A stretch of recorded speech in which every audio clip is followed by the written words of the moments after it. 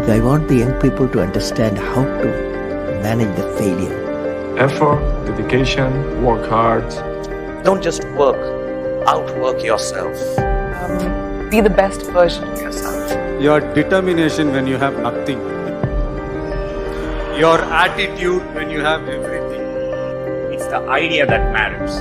It didn't matter where you come from or what your background is. படிப்பு மட்டும் carrier இல்ல, ஒவ்வொருத்தங்கிட்டையும் கண்டிப்பா ஏதாவது ஒரு திறமை ஒளிஞ்சுகிட்டு இருக்கும்டா.